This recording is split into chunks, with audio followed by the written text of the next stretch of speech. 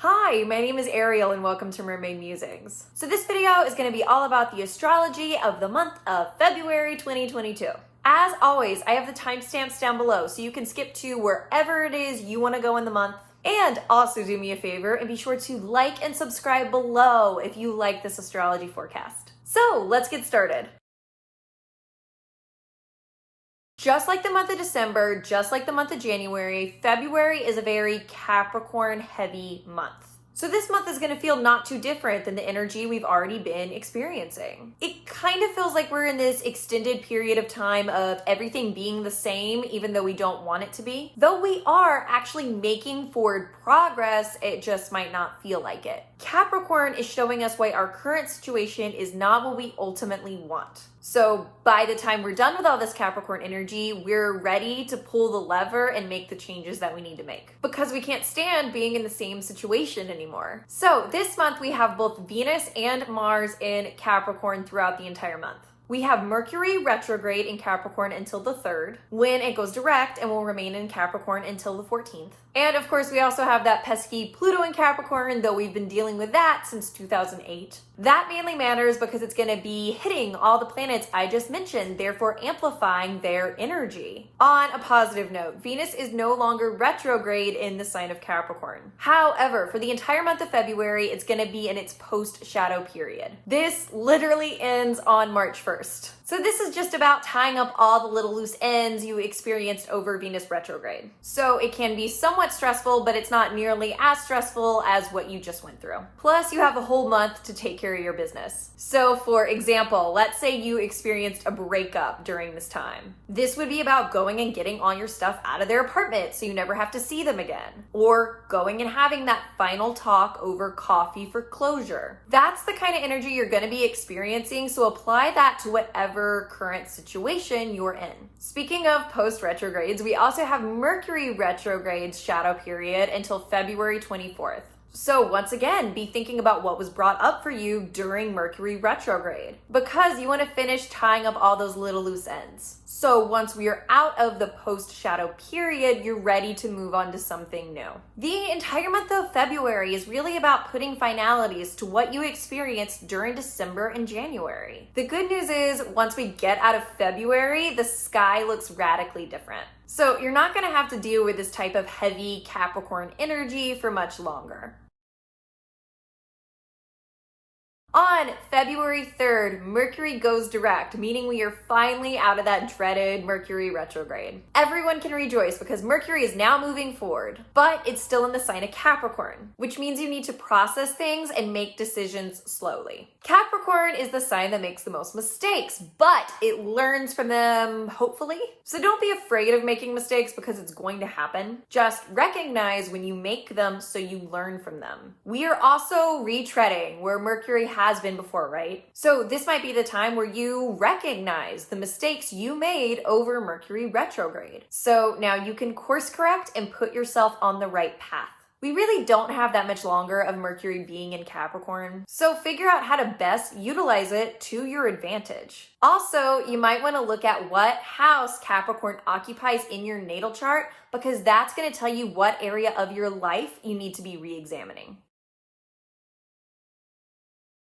On the 4th, we have a Sun-Saturn conjunction in Aquarius. It feels like we just can't get a break. We get done with Mercury retrograde and then we get this transit. Saturn is refusing to let up, but that's what Saturn does. That's how Saturn teaches you, and Saturn is the best teacher of the whole zodiac. This transit is trying to teach you lessons in regards to your ego. The sun is already not in the best place in Aquarius because it's in detriment. This means Aquarius suns have ego and self-confidence problems that they have to work through over the course of their lives. You're also working on those issues on this day, whether you're an Aquarius sun or not. So you need to examine where you have issues with your ego and with your self-confidence because those issues get in the way of how you shine. So you need to take an honest look at yourself, which is hard to do because it hurts your ego. And people don't want to hurt, so they push those issues aside thinking that if they ignore it, they can ignore pain. But here's the thing, it shouldn't hurt you that much to self-reflect. You don't have to use your ego as this wall to protect yourself. If you look at yourself honestly and try to make changes to yourself, it's not going to hurt so much because you're in the process of moving forward. It's when you refuse to look at your issues, when you refuse to make changes, that you get stuck, and that's what hurts. Because you know what's wrong, but you refuse to fix it, which keeps you stuck in this awful place. So don't be the person who lets their ego get in the way of their growth. Be the person whose ego propels you forward to become the best version of yourself. That's how you're ultimately going to shine. On the 8th, we have Mars in Capricorn trine Uranus in Taurus. This transit is about innovation in your productivity. It's about finding new ways to be productive so you can work faster, or trimming out parts of how you go about projects that you don't really need to do and that wind up eating up too much of your time. We're taking these two very traditional signs and hitting them with a lightning bolt, therefore breaking away from tradition. Don't be afraid to try what's new. There's no harm in trying it. If it turns out you hate it or it turns out it doesn't work, it's not that big of a deal. You can always go back to your old way of doing things. However, you learned something from the experience, right? Or maybe this is just about eliminating different pathways until you find the one that works best for you. If you feel like doing something spontaneous, follow that instinct. It doesn't have to be about something productive, though for most of you, because this is in earth signs, it will be. But if it's not, follow that drive to move forward in whatever way Uranus is calling you. Taking different action than you normally take is what's going to feel good and empowering during this transit.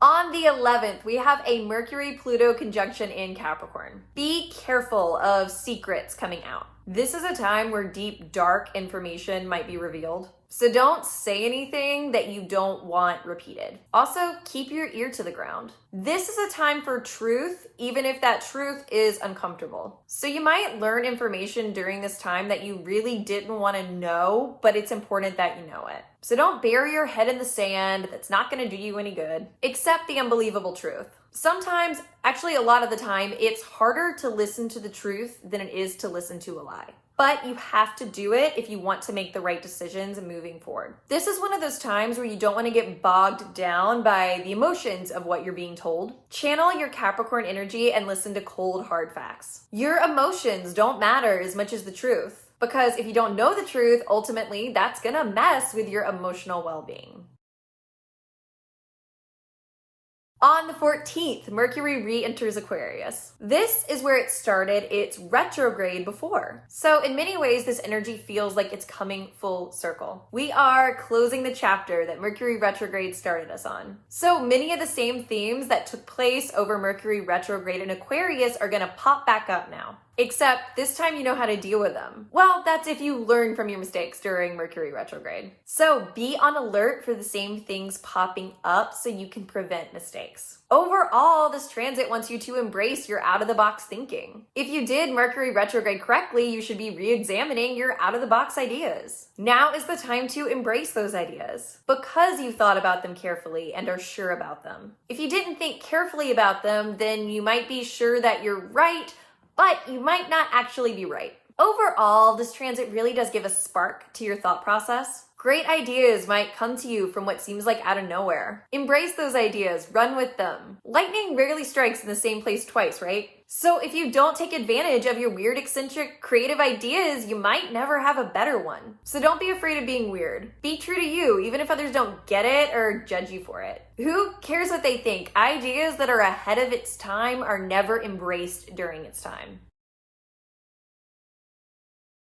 On the 16th, we have the full moon in Leo. This is a pure distillation of this energy because there's no other planets touching it. It does square the north and south nodes, but we'll get into that later on. So this is about being the star of our own lives, being the center of our own lives, finding confidence in ourselves and in our emotions. Being an emotional, deeply feeling person should not detract from your self-confidence. It should add on to it. Our emotions are extremely powerful, more powerful than most people like to give them credit for, which is something that this opposing Aquarius sun likes to point out. Because Aquarius isn't comfortable in that emotional realm, it's not comfortable with these grand, expansive emotions. That makes it feel too emotionally vulnerable. But you have to accept vulnerability in order to reach your full emotional potential. Don't be scared of being in the spotlight. Don't be scared of feeling your brightest. Everyone deserves that warm feeling as long as they're not achieving it by taking the spotlight away from someone else, which is what Aquarius is here to remind you not to do. Everyone deserves to love themselves and shine brightly. So don't be afraid to shine and cheer on others when they are shining too.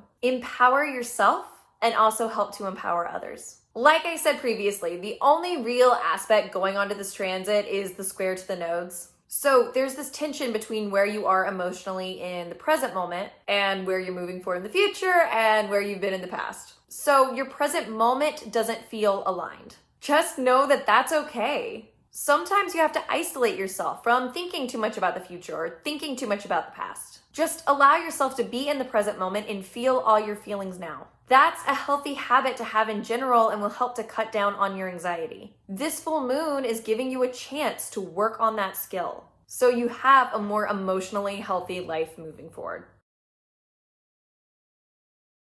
On the 16th, we have a Venus-Mars conjunction in Capricorn. So this is the exact date of the conjunction, but we've really been building towards it all month, and both these planets are going to be aligned for the rest of the month. So really, we have them working in tandem with one another all month long. Our drives and how we take action needs to be paired with love and diplomacy. Otherwise, you're not going to get anywhere. You're not going to be able to get anything accomplished unless you keep other people in mind and are kind to other people while you do so. In general, people are more willing to help you along your path during this time if you're willing to do the same in return. This energy is more about working with other people than against other people, which normally Capricorn likes to do everything alone. It doesn't like to ask for help. So this type of energy doesn't come naturally to it. It can feel uncomfortable for it. But you have to get over that uncomfortability if you actually want to accomplish your goals. Don't look at it as weakness. Look at it as a mutual exchange of help. Find solutions where both you and other people win.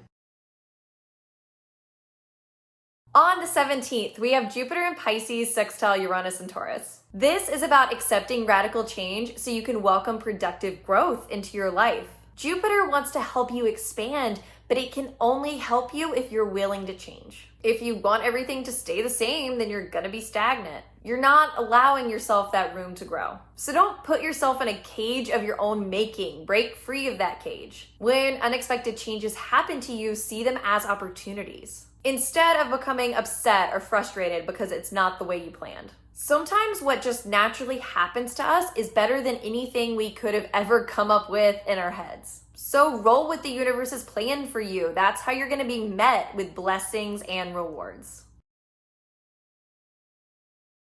We have Mars in Capricorn and Venus in Capricorn, sextile Neptune in Pisces. These transits are all really mixed together, which is why I didn't want to talk about them separately. Venus and Mars are basically acting as one in their sextile to Neptune. So everyone's going to be feeling an intense amount of Capricorn energy at this time. But it feels softer because we have this nice sextile to Neptune in Pisces. So this is actually dissolving some of the intense energy we've been feeling all month.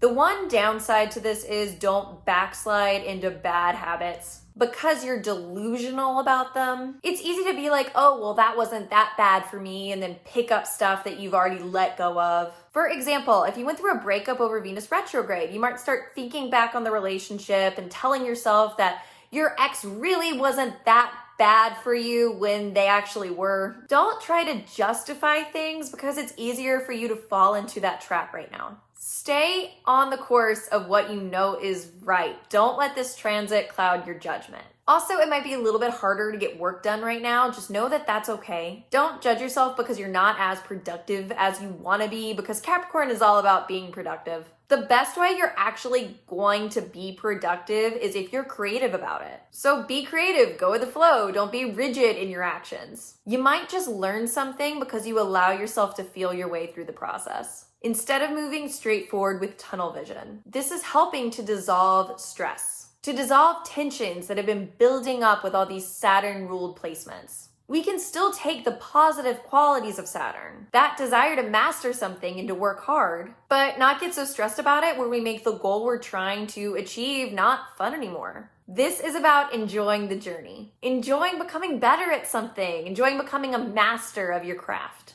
It's about enjoying the process and enjoying the work. You have to have that enjoyment. You have to feel good about working hard in order to keep doing it. If not, then you're going to get burned out and quit, which is not what this transit wants for you. It wants to empower you to keep moving forward. The ending of this month is building towards this conjunction between the Sun and Jupiter in Pisces, although its exact date isn't until March 4th. This is probably one of the best transits of the year, so I'm going to talk about it more in-depthly in next month's forecast. I just wanted to briefly mention it here because you're going to be feeling it to a lesser extent to the end of this month as well. The great news is we're ending this month's energy on a positive note. People are going to be feeling lucky, uplifted, and just like anything is possible. This is really beginning to take us out of the more negative headspace that Capricorn and Saturn has had us in and transition us into something more hopeful, more optimistic. You have to believe that what you want is possible in order to get it. If you don't, then no matter how hard you work for it, you're not going to achieve it. The Sun and Jupiter and Pisces are helping you to pull that belief to your side, so you can actually accomplish those Saturn goals that you've created. This is also going to be a time where people are going to feel more spiritually inclined. They're going to be pulled towards something other than what we're capable of experiencing in this realm of existence. So follow that feeling, follow what makes you feel joyful and hopeful. That's how you're going to pull luck to your side. So that's it. I hope you enjoyed this video. If you liked it, please do me a big favor once again and be sure to like and subscribe below. It really does help me out. I also have my social media linked below as well, which if you're really into transits, which I assume you are, I post about transits a lot on my Instagram, so be sure to follow me there. Once again, thank you so much for watching, and I hope you have a wonderful month of February.